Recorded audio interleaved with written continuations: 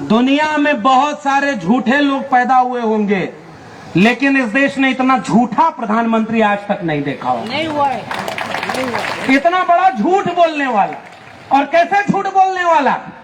उन्होंने कहा कि हर साल हम इतना एम्स खोल रहे हैं, इतना यूनिवर्सिटी खोल रहे हैं, इतने हॉस्पिटल खोल रहे हैं, और 4-6 दिन बाद उन्हीं का मंत्री संसद में बयान देता है कि जितना प्रधानमंत्री जी 1 साल में खोल रहे थे उतना तो हम 9 साल में भी नहीं खोल पाए हैं। बताइए, झूठ बोला कि नहीं बोला? उतना तो बेची थी। और जमीन बेच रहे, रेल बेच रहे, बैंक बेच रहे, LIC बेच रहे। और मैं दिल्ली विश्वविद्यालय का एक ठेके पर प्रोफेसर आपको बताने आया हूं, हमारे और आपके बच्चों की शिक्षा भी बेच दिया है उस प्रधानमंत्री ने जिसकी अपनी डिग्री फेंक दी। मैं क्यों ये बात इतने गुस्से से कह रहा हूं? क्योंकि अगर शिक्षा न होती तो हम तो पढ़ ही नहीं पाते, और जब हम पढ़ नहीं पाते तो हम जान ही नहीं पाते कि बुढ़ादेव का इतिहास क्या है। तिलका मांझी, सिद्धू कानू, बिरसा मुंडा, जयपाल सिंह मुंडा अगर न होते तो ये देश ऐसा बन ही नहीं पाता। जयपाल सिंह मुंडा साहब संविधान सभा में खड़े हुए तो उन्होंने एक बात बोली थी जो मैं आज विश्व आदिवासी दिवस के दिन बोलना चाहता हूं। जयपाल सिंह मुंडा साहब खड़े होकर बोले कि देखो भाई, इस देश में लोकतंत्र तुम्हें आदिवासियों को सिखाने की जरूरत नहीं है, हम सांडव घाटी सभ्यता के वारिस हैं, लोकतंत्र को हमने पैदा किया है, इस देश को हमसे लोकतंत्र सीखना चाहिए। ये बात वहां पर जयपाल सिंह मुंडा ने बोली। उन्होंने कहा कि हमारी जल जंगल में छीन लोगे तो हम देश का करेंगे क्या? तब जाकर प्रधानमंत्री बोलते हैं कि अमृतकाल में इतना ऊंचा तिरंगा फहराओ, इतना ज्यादा ये करो, इतना पैसा इसके लिए दे रहे हैं। बताओ इस देश के प्रधानमंत्री महोदय, किसी क्रिकेटर की उंगली टूट जाती है तब तुम ट्वीट करते हो, विदेश तुम्हें घूमने जाता होता है तो तुम फोटो ट्वीट करते हो, तुम्हें अगर किसी विपक्षी दल की एकता अगर बनी कि वो इंडिया नाम दे दिए तो तुम ये ट्वीट करते हो, भाषण देते हो कि ये इंडिया वाले ईस्ट इंडिया कंपनी वाले हैं। सुना कि नहीं आपने? उन्होंने कहा ये ईस्ट इंडिया कंपनी और लश्कर, वो इंडियन मुजाहिदीन वाले इंडिया वाले हैं। और खुद उसी प्रधानमंत्री ने अपनी योजनाओं का नाम रखा है खेलो India, startup India, make in India. तो बताओ प्रधानमंत्री, ये सारा इंडिया कौन सा वाला है? ईस्ट इंडिया कंपनी वाला है या इंडियन मुजाहिदीन वाला है? अरे तुम इस देश के लोगों को मूर्ख समझते हो? हाँ, ये बात सही है कि इस देश के लोग अभी इतने नादान हैं कि वो तुम्हारे जैसे झूठे व्यक्ति को फिर से प्रधानमंत्री बना देते हैं। क्यों मैं झूठा कह रहा हूं? क्योंकि उसने कहा था ना कि 15 लाख एक अकाउंट में आएगा। बताइए, मैं कोई गलत बात कह रहा हूं क्या? 15 लाख आया क्या आपके अकाउंट में? बताइए, 15 रुपया भी आया क्या? नहीं। 2 करोड़ रोजगार हर साल दूंगा। 2 करोड़ रोजगार मिला क्या? अब तक 9 साल में 18 करोड़ रोजगार होना चाहिए, और आज इस देश में ऐसा हो गया है कि 18 करोड़ लोगों की नौकरी छूट गई होगी, नौकरी छीन ली गई। और फिर भी आप खुश हैं? नहीं, क्योंकि वो मुसलमानों के खिलाफ तो है।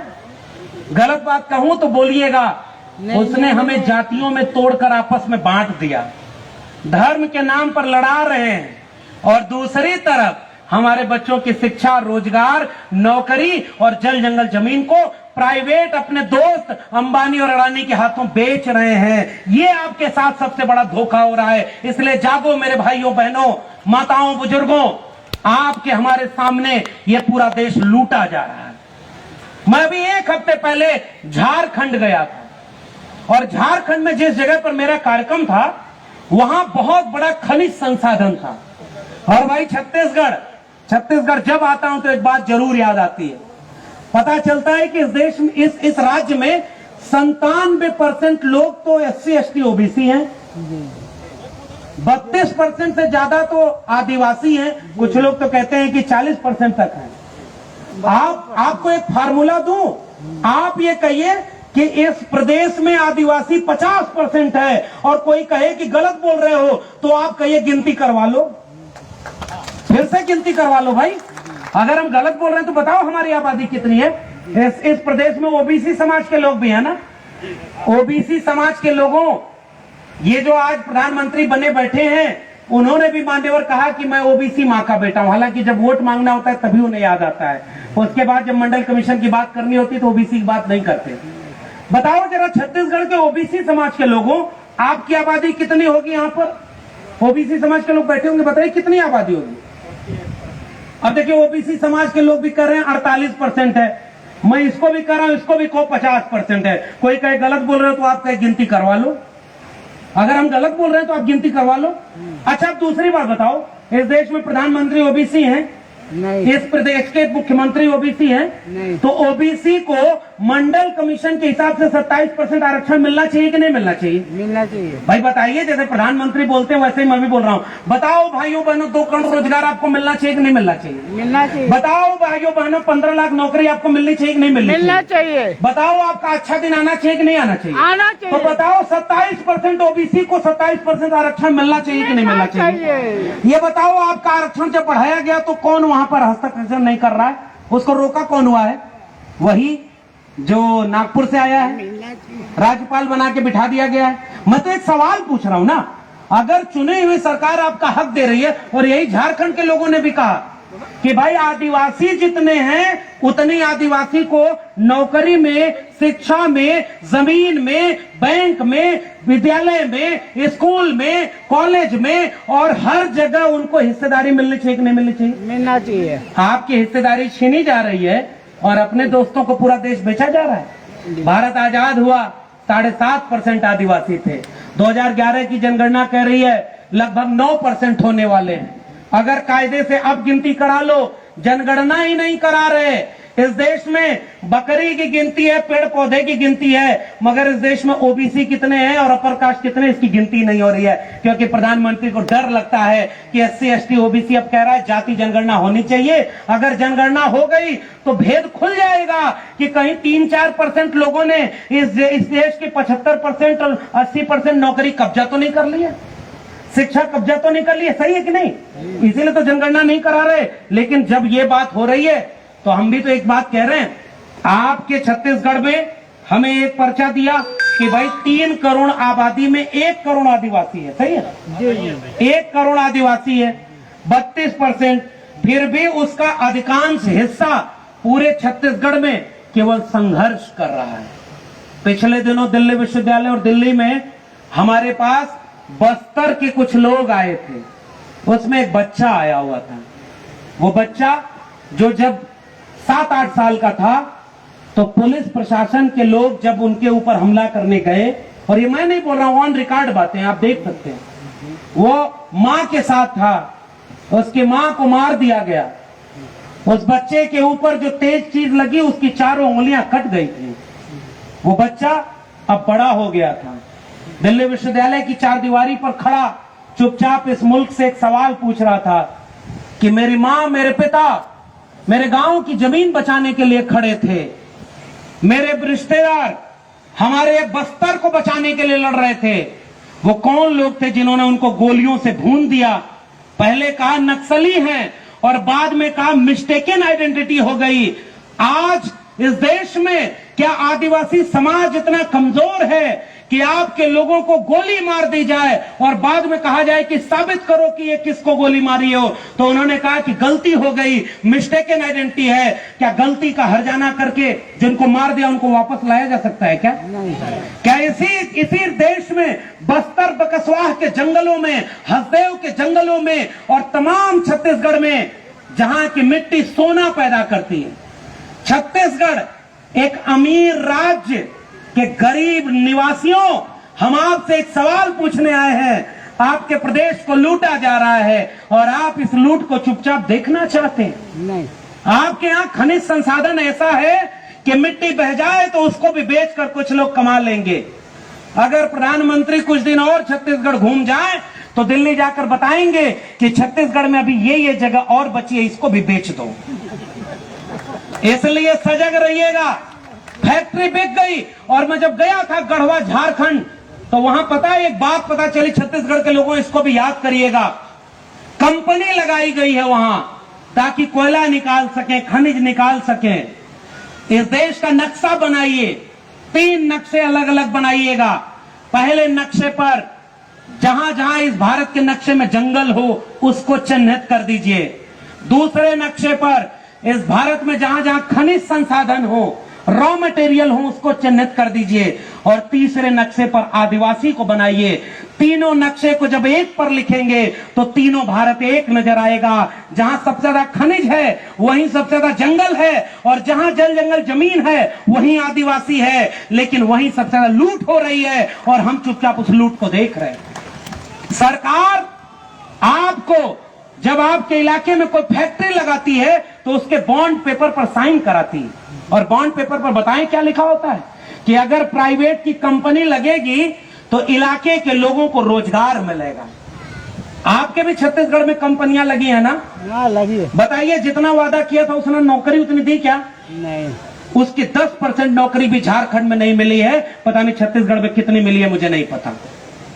उन्होंने कहा कि जहां हमारी कंपनी लगेगी, क्योंकि सरकार उनकी मदद करती है, तो जब वो वहां पर गए तो उन्होंने कहा कि जब छत्तीसगढ़ और यहाँ के इलाके में हम कंपनी लगा रहे हैं तो हम यहाँ से खनिज संसाधन लेंगे तो आपके बच्चों को शिक्षा मुफ्त देंगे, दवाई मुफ्त देंगे, पढ़ाई मुफ्त देंगे, कमाई मुफ्त देंगे।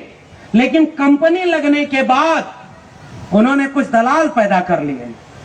कंपनी दलालों को पैसा दे देती है और वो आपके गांव में आकर कहता है सब चंगासी, और उधर जाकर पैसा ले लेता है। और वो कंपनी ना आपके बच्चों को शिक्षा, अब बताइए ना, छत्तीसगढ़ में कोई ऐसी चीज है क्या जो आपके बच्चों को मुफ्त शिक्षा दे रही है? क्या मुफ्त में रोजगार मिल रहा है? क्या नहीं। मुफ्त में दवाई मिल रही है? क्या? तो जो दवाई, रोजगार और शिक्षा नहीं मिला तो धोखा हो गया कि नहीं आपके साथ? आपके प्रदेश को लूटा गया और आपको मिला कुछ नहीं। इसलिए मैं आपके बीच में आया हूं। आपके इलाके में कानून बनाए गए थे। छत्तीसगढ़ के लोगों, एक बात याद करो आप, जब तक इस देश में भारत का संविधान नहीं लागू था तो इंसान इंसान में बंटवारा था।